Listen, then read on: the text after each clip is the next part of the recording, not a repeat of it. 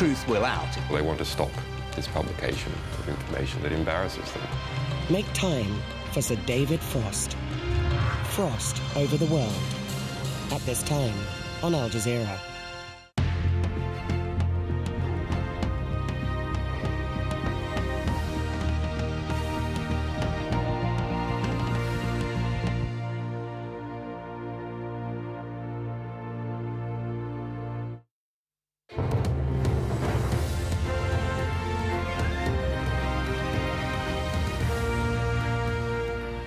Welcome back. Here are the top stories on Al Jazeera.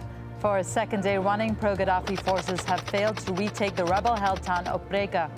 Government warplanes launched airstrikes on Thursday but were unable to dislodge opposition fighters.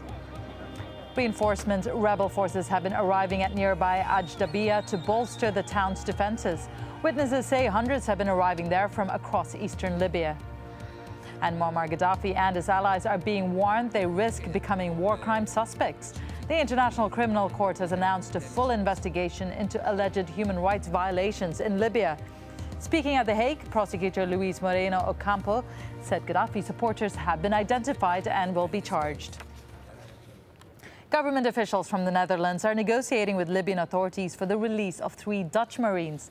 They were captured on Sunday by pro-Gaddafi forces in the coastal city of Sirte. Dutch officials say the Marines were trying to rescue 2 Europeans who have since been handed over to the Dutch embassy in Tripoli. Well, as thousands flee the trouble in Libya, one man is waiting for the moment that he can go home. Masoud Salem escaped Libya 30 years ago after he was jailed for speaking out against Gaddafi's regime. And he says he's now ready to leave behind a successful business in the U.S. state of Pennsylvania so that he can return to his homeland. This is his story in his own words. Hi, I'm Masoud Salem, the owner of Salem Market in Pittsburgh. I have some family in Tripoli. We have Libyan people pro Gaddafi in every city, and they report for Gaddafi.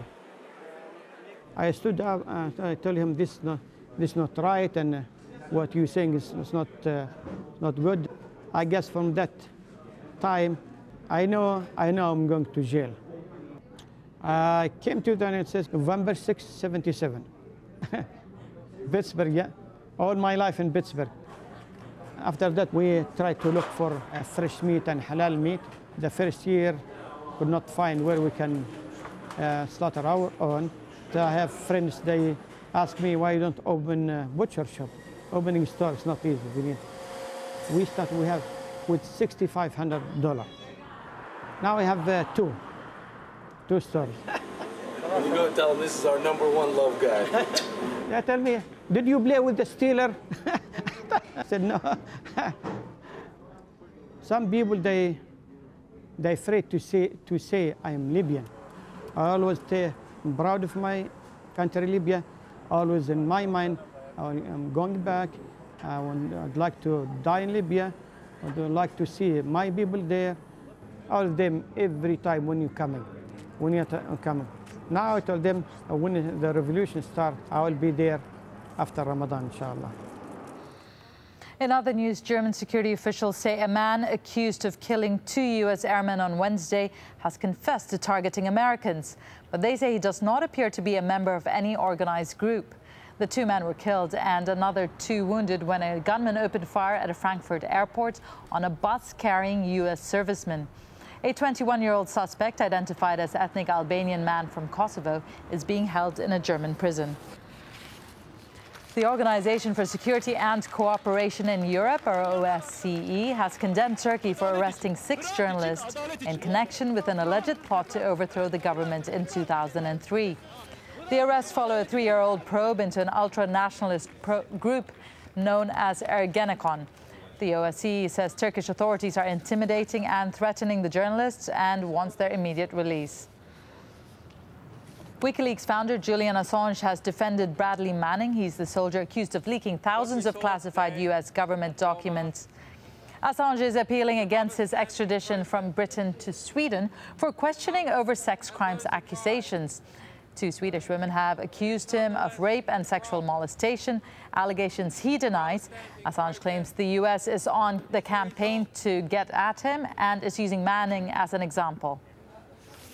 The requirements given by some of those charges is that WikiLeaks is the enemy of the United States, that a publisher is the enemy of the United States. And nothing in our 4 years of publishing shows that that is in any way true. We publish from all countries who come to us. We are not an enemy of the United States, and it is an abuse against Mr. Manning and an abuse against us to suggest otherwise. Rupert Murdoch's media empire looks set to grow after the British government approved News Corporation's $20 billion takeover of satellite broadcaster B-Sky B. News Corp already owns 39% of the business and 4 newspapers in the UK. Another media organisation says the deal could hamper competition. The deal remains subject to an industry review. 6 women have been killed in Côte d'Ivoire during a rally for Alassane Ouattara. He's the internationally recognized winner of November's elections. Witnesses say security forces loyal to President Laurent Gbagbo gunned down the women in the northern district of Abidjan. Well, Youssoufou Bamba, Côte d'Ivoire's ambassador to the United Nations, told AlJazeera what he thinks needs to be done to stop the violence. I'm calling right now for a change of the mandate of the UN mission in Côte d'Ivoire. This mandate should be upgraded, should be reinforced to, let's say, to have a sort of peace enforcement mandate, because otherwise the killing will be perpetrated and the civilians are without any help. As you know, the protection of civilians is the heart of the peacekeeping operation. That should be fulfilled. Right now, the United Nations mission in Côte d'Ivoire could not fulfill this mandate, this task. The United Nations Food and Agriculture Agency says global food prices could increase further as oil costs soar because of the turmoil in Libya and across the Middle East. Prices are already at 20-year highs. In 2010, food costs went up 38% in Kenya, 26% in Afghanistan, and 31% in Indonesia. The blame is being put on drought in major grain producers such as China and Russia, along with increased demand across Asia and stockpiling by importers. Now, some activists also blame the U.S.'s biofuel policy. The U.S. hands out about $6 billion annually to farmers who sell grain to ethanol producers. An anti-poverty group, Action Aid, says this artificially inflates demand and the price of corn. Well, the U.S. president says America must increase efforts to stop guns and money being sold to Mexico. Barack Obama has met the Mexican President Felipe Calderon in Washington. Tensions have increased after a U.S. immigration agent was shot dead in northern Mexico by a weapon smuggled from the U.S. Kimberly Halkett has more. Count on us. It was a warm welcome for Mexican President Calderon at the White House, but behind the public smiles and handshakes, a strained relationship between the two countries remains. The reason, the escalating violence in Mexico's drug war. Calderon criticized the United States for not doing